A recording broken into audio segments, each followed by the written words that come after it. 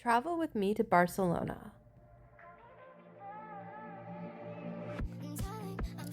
Okay, so this was supposed to be a super quick, easy trip, but travel had other plans, as it sometimes does. We were scheduled to land in Barcelona early in the morning and everything was running on time until extreme winds forced our plane to divert to Madrid. Meanwhile, back in Barcelona, schools and businesses were literally shutting down. The weather was no joke. We ended up sitting on the tarmac in Madrid for a while, just waiting and hoping the winds would calm down so we could take off again. But then the pilot hit their fatigue limit, and just like that, the flight was canceled. They rebooked us for the next day, but it was such a short trip, I really didn't want to lose an entire day. Every hour counted, especially when you're traveling. So, completely jet-lagged and running on fumes, I decided to figure it out myself. I headed to the metro, made my way to the train station, and honestly, the whole transportation system was way easier to navigate than I expected.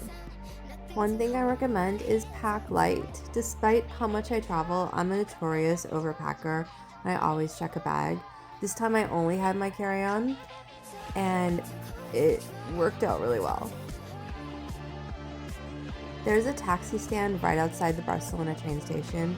I also recommend downloading the Free Now app if you're in Spain, but I will say, with or without the app, taxis were plentiful there.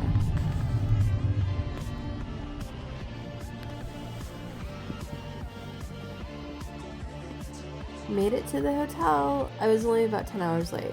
What a day. I stayed at Sercotel Rosellon, a 4-star hotel about 4 minutes away from Sagrada Familia. This was the view from my room. It was breathtaking. Highly recommend this hotel. My city excursion that was planned earlier in the day had been canceled, but I still had my night excursion at Casa Batllo. I missed my timed entry, so I wasn't sure if they'd even let me in, but I wasn't coming all the way to Spain to not even try. After checking into the hotel, I jumped into another taxi and headed for the Gaudi house. They let me in. The staff was super nice. They got me situated with my audio guide, and then I was free to roam around at my own pace. Really great experience. The tour starts in the basement, and you gradually work your way to the top, where there's a rooftop bar, gift shops, and a view of the city. There are a lot of photo ops along the way, so this is an ideal selfie location to come with friends. Casa Batllo is one of the main Gaudi houses in Barcelona.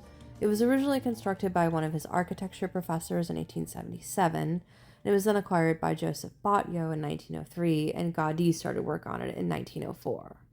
The original idea was to demolish the whole building and rebuild, but Gaudi instead added 2 floors, designed a new facade, and designed it to have more natural lighting. Today, Casa Batllo stands as a UNESCO World Heritage Site and operates as a must-see museum in Barcelona. During the winter evenings, both the interior and exterior glow with dramatic lighting and shifting colors, creating an especially memorable atmosphere. Inside, visitors can explore immersive interactive exhibits alongside the visionary designs of Gaudi. It's a captivating blend of architecture, creativity, and modern museum technology.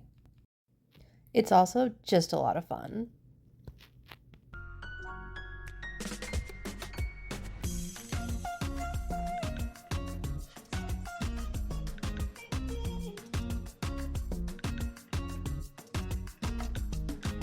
This is the light well, one of my favorite features of the house. It was one of the areas that Gaudi revised. There had been 1 light well, and he made it into 2, allowing for more light and air into the space. Gaudi also covered it with tiles of various shades of blue.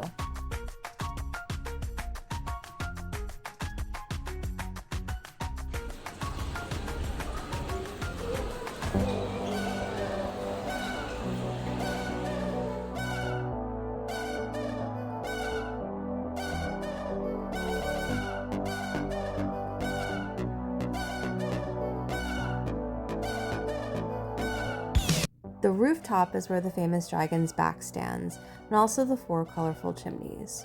The mosaic dragon with decorative scales is a nod to St. George, the patron saint of Catalonia.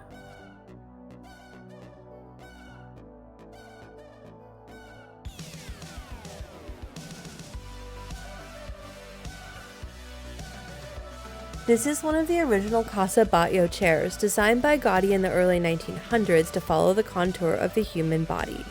The design matches the non-linear style of the Casa Batllo house.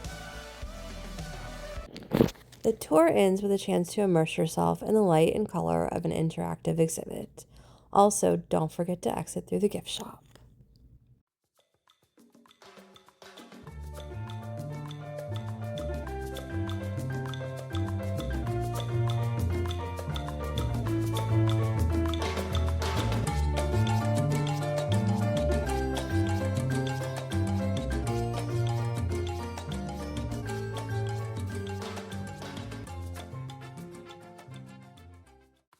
And then I was back where I started.